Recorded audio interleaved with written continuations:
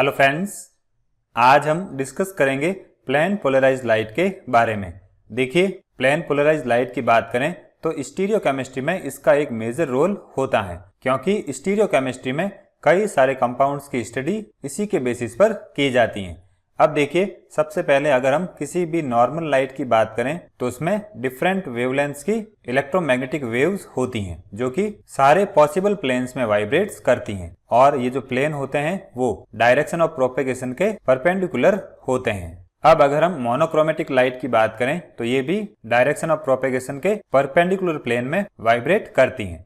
अब normal light और monochromatic light की बात करें तो इनमें वेवलेंथ का डिफरेंस होता है। मींस जो नॉर्मल लाइट होती हैं उसमें डिफरेंट वेवलेंथ्स की कई सारी इलेक्ट्रोमैग्नेटिक वेव्स होती हैं, जबकि मोनोक्रोमेटिक लाइट की बात करें तो इसमें जो इलेक्ट्रोमैग्नेटिक वेव्स होती हैं वो एक सिंगल वेवलेंथ की होती हैं। मींस उसकी वेवलेंथ सिंगल होती हैं। अब किसी भी नॉर्मल लाइट को मोनोक्रोमेटिक लाइट में कन्वर्ट करने के लिए हम क्या करेंगे, जो नॉर्मल लाइट है उसको या तो प्रिज्म से पास करेंगे या ग्रेटिंग से पास करेंगे, या हम ऐसा सोर्स यूज करेंगे जो कि सिंगल वेवलेंथ की लाइट एमिट करता है। अब देखिए, जैसा कि हमने डिस्कस किया है, जो मोनोक्रोमेटिक लाइट हैं वो सारे प्लेन्स में इस तरह से वाइब्रेट करती हैं।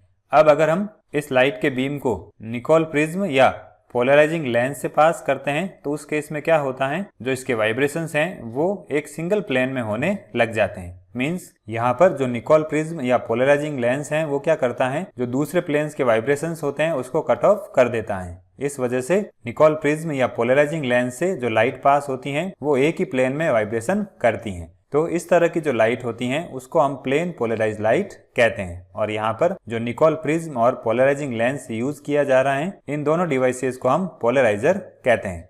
देखिए, यहाँ पर डायग्राम की बात करें तो ये जो लाइट है वो डिफरेंट प्लेन्स में वाइब्रेट कर रही है। जैसे ही हम इसको पोलराइजर से पास करते हैं तो ये एक ही प्लेन में वाइब्रेट करना स्टार्ट कर देती हैं। तो इसी लाइट को हम प्लेन पोलराइज्ड लाइट कहते हैं।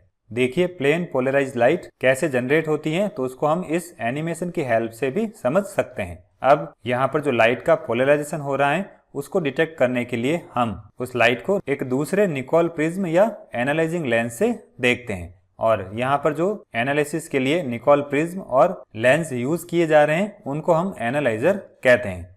अब देखिए, अगर हम पोलराइजर और एनालाइजर को पैरेलल पोजीशन में रखते हैं, उस केस में एनालाइजर से जो पोलराइज्ड लाइट निकलती है उसकी इंटेंसिटी में कोई चेंज नहीं आता है।